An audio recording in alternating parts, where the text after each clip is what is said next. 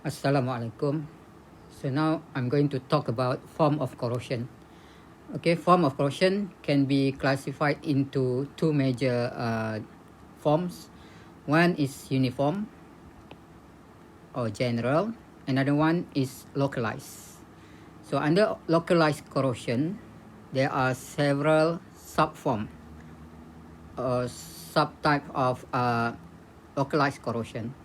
For example, galvanic, crevice, pitting, intergranular, corrosion cracking, stress corrosion cracking, dealloying, and erosion. So let's look at this. The first type of form of corrosion, which is uniform corrosion or general corrosion. It is defined as a type of corrosion attack that is more or less uniformly distributed over the entire exposed surface of metal. It means that if you have a metal specimen, okay, so when it is exposed to a solution, corrosive environment, so it will corrode uniformly. More or less, the corrosion rate is uniform. So look at these photos. Okay, the top photo represents a steel coupon corroded uniformly over its entire surface, the whole surface, after immersion in oxygenated water. Okay, for this coupon, the top one exposed to oxygenated water, the bottom coupon or specimen, for example ferrum, exposed to deaerated without oxygen. So you can compare these two coupons, okay, when immersed in dissolved oxygen, water containing oxygen and without oxygen. So with oxygen, so the coupon corrode uniformly, the whole area corrode, but when they're exposed to in the absence of oxygen, without oxygen or deaerated water or deoxygenated water, so it will not corrode because there is no driving force to make it corrode. Okay, for this one, for this case, so the anodic reaction is ferrum oxidized to ferrum 2 plus, and the cathodic, which is the environment, okay, water with dissolved oxygen and accept 4 electron, so will produce hydroxide ion. But for this case, in the absence of oxygen, okay, so the cathodic, the possible cathodic reaction is water accept 2 electron will produce hydrogen and 2 hydroxide. So E standard for this half cell reaction is negative 0.83 volt. So for anodic, it should be the reaction of ferrum to ferrum 2. So the E standard for ferrum, oxidation of ferrum, is negative 0.44 volt. For this one, with the presence of oxygen, 0.44 positive, and this one negative 0.44 volt. So the cathodic for the top case, which is in oxygenated water, so the cathodic should be higher, more positive than the anodic. It is possible. Okay, the ferrum will be oxidized to ferrum 2 by this reduction of water, but without oxygen, when there is no oxygen in the water, so the value is more negative than the value for anodic. So it is impossible. So it will not happen. So in deaerated water or deoxygenated water, okay, so the ferrum will not oxidize to ferrum 2 because there is no possible cathodic reaction for this environment, because the value of cathodic is more negative than the anodic reaction. In order to make this ferrum oxidize to ferrum 2 plus, there must be a cathodic reaction which is higher, more positive than this value. But in this case, the cathodic reaction is negative, more negative. So there is no cathodic. There is no cathodic reaction for the second case, this process. So that specimen, there is no visible corrosion of rust, so there is no corrosion happen for the below or the bottom case. So look at this uniform corrosion, the mechanism of corrosion process, uniform corrosion process. So the anodic reaction is metal to metal and plus and release an electron. For example, ferrum oxidize to ferrum 2 and release 2 electron. And when the environment is acidic, pH less than 7, okay, without oxygen, so this is the half cell reaction, the hydrogen evolution. If the solution is alkaline or neutral, pH equals to 7 and more than 7, so when there is oxygen in that water, neutral water or alkaline water, you should use this equation. So the location is 0.40 volt. Okay, this value is 0 volt. Okay, these are the possible cathodic reaction. When in acidic, the hydrogen evolution reaction. In alkaline, the oxygen reduction reaction. So how to prevent the uniform corrosion? So you can prevent the corrosion, the uniform corrosion, either using thick material. Okay, so if you have an object, so you must use thick solid material, so it takes time to corrode the whole specimen.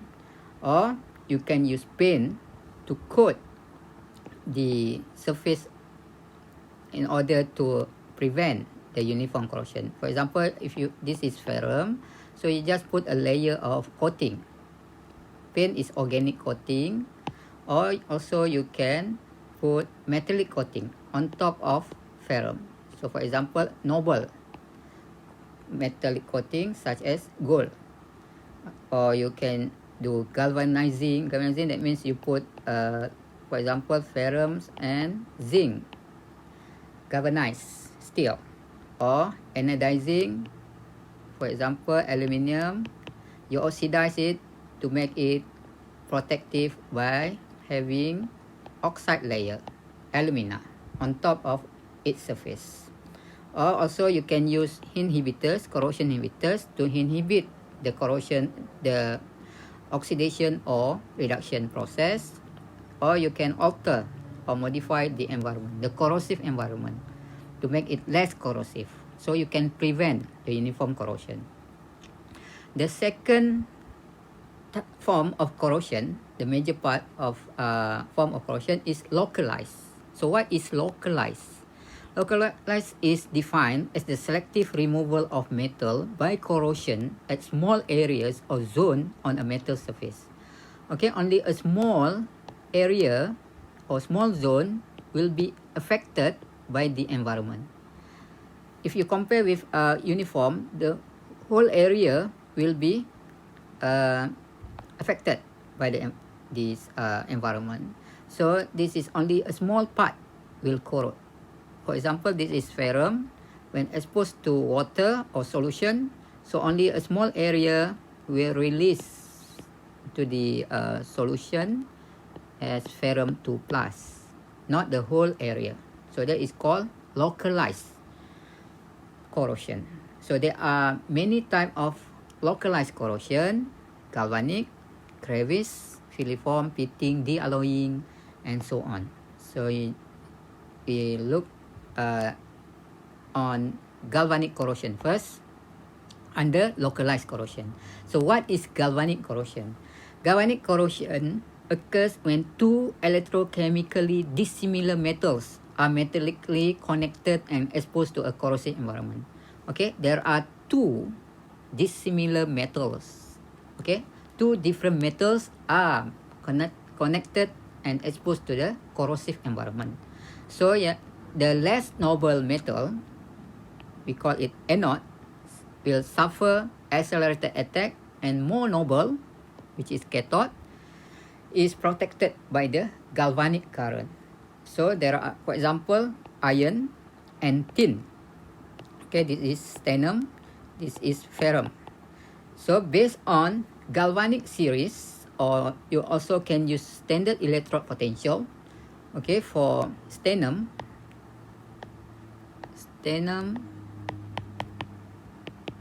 so the value is standard is negative 0.14 volt. For ferrum,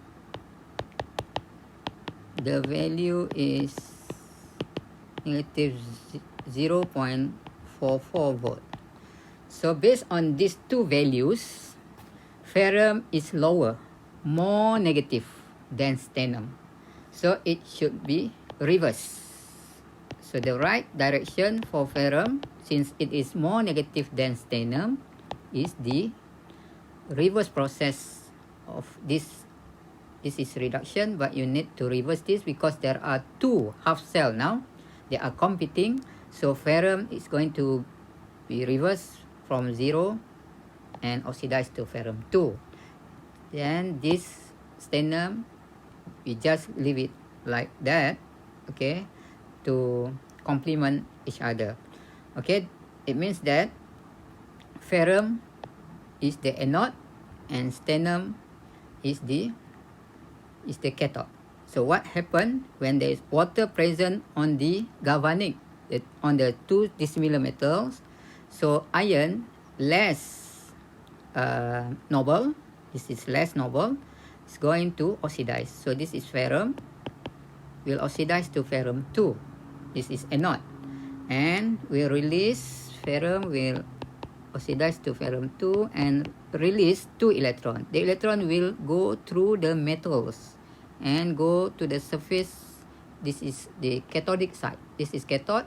So oxygen and water here as cathode, zinc, titanium as cathode, will act as cathode, and the reduction of oxygen by taking 4 electrons, so it will reduce to 4 hydroxide. So anode, the dissolution of ferrum to ferrum 2 plus and release 2 electrons. 2 electrons will go through this metal, but the requirement for this half cell is 4. They need to multiply it, double it, to make this happen. Water and oxygen in water will accept 4 electrons and reduce to hydroxide. Then ferrum 2 plus will meet in the solution OH minus, then it will form ferrous hydroxide. Okay, just remember the formation of rust when ferrum 2 ion will react with hydroxide. Okay, so ferrum 2 will meet with hydroxide ion. Alright, so it will produce ferrohydroxide. So then it further oxidize to ferric hydroxide, and then at the end, eventually it will form the most stable compound, which is rust. Okay, so this is the formation of rust. So in galvanic case, corrosion, there is the presence of two dissimilar metal, adjacent to each other, connected adjacent to each other, and the less noble or more reactive will act as anode, and more noble will act as cathode. So the anode will suffer. So based on this series, this is called galvanic series. For example, a series of metal in seawater. So the tendency of metal to corrode in a galvanic cell is determined by its position in the galvanic series. So if you try to attach or solder two metals adjacent to each other, for example, you cannot connect platinum, the most noble metal, and the most reactive magnesium, because magnesium will corrode very, very fast. This is the active, this is noble. So this is cathode, this is anode. So how to prevent the galvanic corrosion is by eliminating the galvanic couple. If possible, try to eliminate, only use one material, one metal. Okay, you don't have to mix or combine two dissimilar metals. If not, you must select material based on galvanic series in order to eliminate the driving force for galvanic attack. If possible, you cannot mix on the most noble, the highest in the series with the lowest in the series, because the driving force to make the most active, for example, the lowest in the series, very fast. So in order to minimize the galvanic corrosion, if you want to combine two dissimilar metal, for example, you must choose very close to each other. It means that copper, for example, copper and stannum. So stannum is lower. Lower means is anode, this is cathode. So it will corrode, it will dissolve to stannum 2, but the process is very, very slow, because the difference between these two in the galvanic is very close. Small difference in the driving force or the difference in potential. You cannot mix or combine the high in the series and the lower in the series. You must choose very close if you want to solder or to combine two different metals. Next is crevice. Crevice corrosion, another type of localized, also known as concentration cell corrosion. It occurs because of differences in the environment surrounding the metal. The form of corrosion is sometimes referred to gasket corrosion and deposit. It commonly occurs in localized area where small volume of stagnant solution exists. Okay, it normally occurs in the stagnant or the shielded area. So in this case, this is similar metals, not like galvanic. Galvanic, two dissimilar metals, but in this crevice, it is the same metal at the top and the bottom, but there is a shielded area or crevice. This is called crevice. Then when the presence of water, okay, so here the O2, this area, the shielded area or crevice, for example, dissolved oxygen is less, here is higher. This is lower, this is higher, and so it creates concentration cell or corrosion cell. So how to prevent?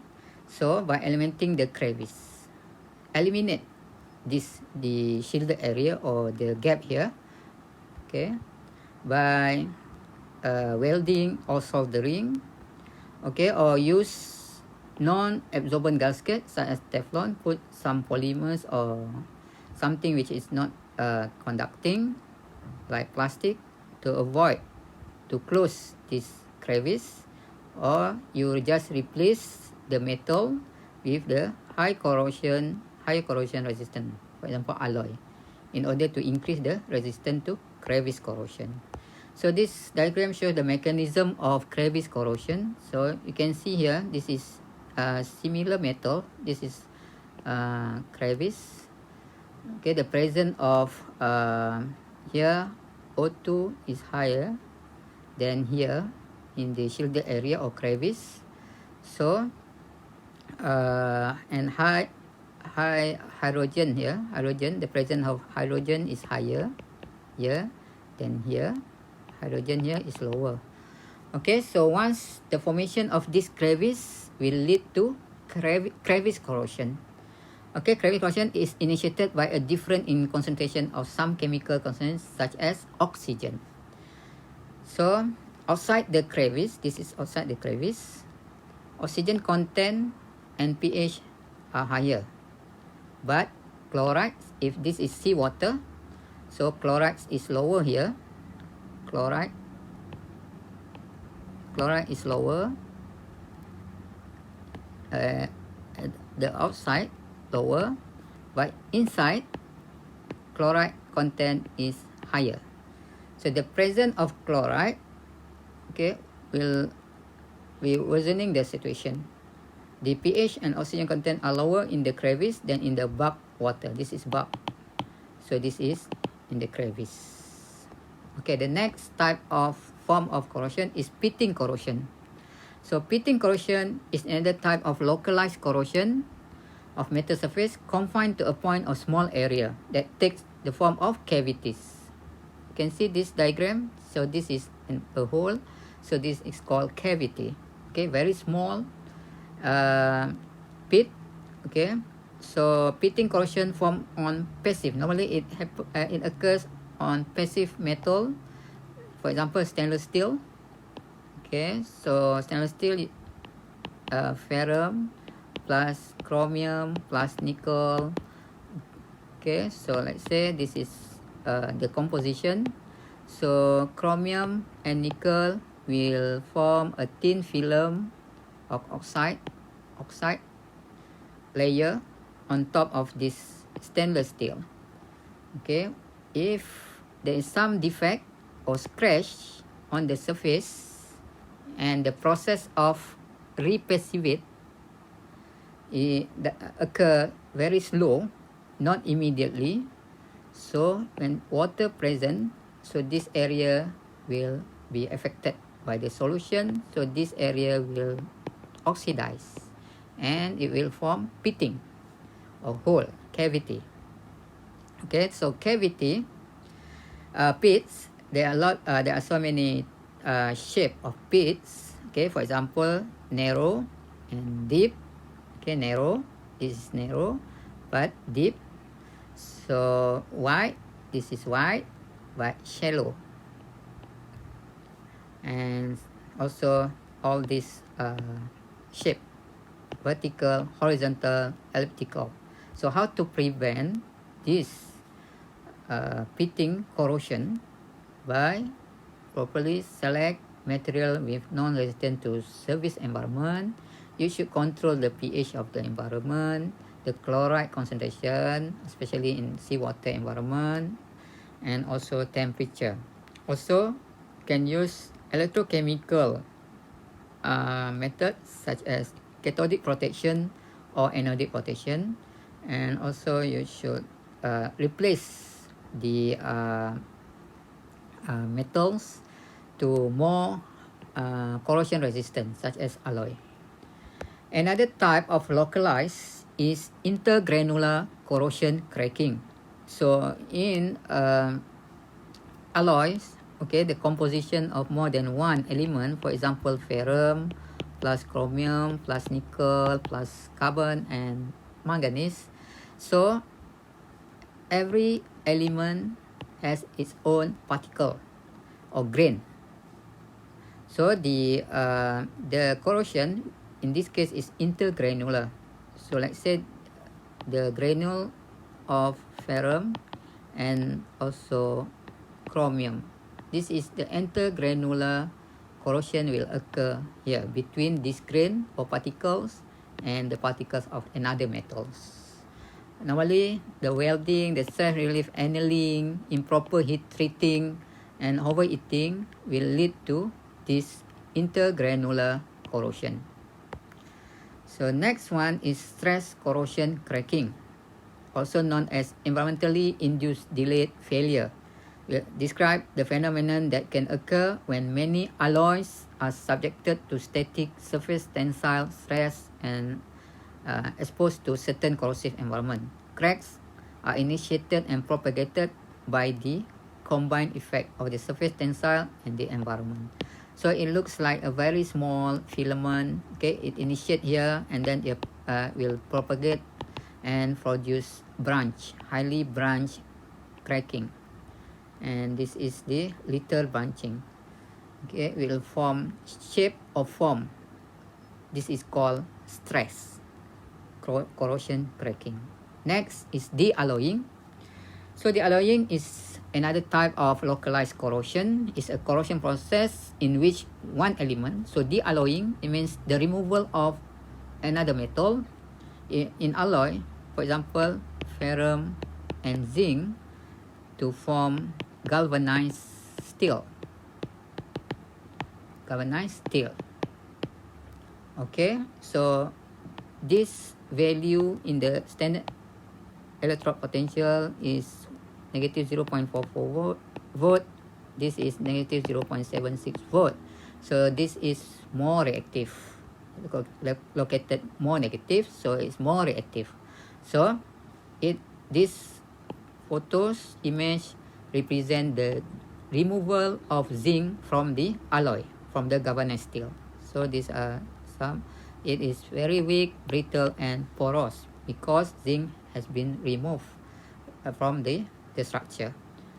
Another example is graphitic corrosion, the removal of iron from the cast iron. Okay, another one is mild steel or carbon steel. So the removal ferrum and carbon, the removal of ferrum from this cast iron. We call it graphitic corrosion. So when zinc removed from this galvanized steel, so we call it de-zincification. So these two processes are examples for de-alloying corrosion. De-alloying means one element will be removed from the mixture or from the structure, the alloy structure. And the last type of form of corrosion in our study, in our syllabus, is erosion corrosion. Erosion corrosion refers to the repetitive formation, corrosion process, and destruction, a mechanical process of the metal protective surface film. This typically occurs in a moving liquid. In a flow system, it will left behind a pattern. So in a flow like piping, there is a flow rate, the velocity of fluid. So this area at the joint here or at the bend here very susceptible to corrosion. It will produce pattern. If too fast the flow of the corrosive fluid flow through this pipe, so it will affect. For example, in this case, it's badly affected by the moving liquid as compared to here. This is horizontal piping flow. So this is very fast turbulence flow. So it will affect this area. That's all for today about the form of corrosion. Thank you.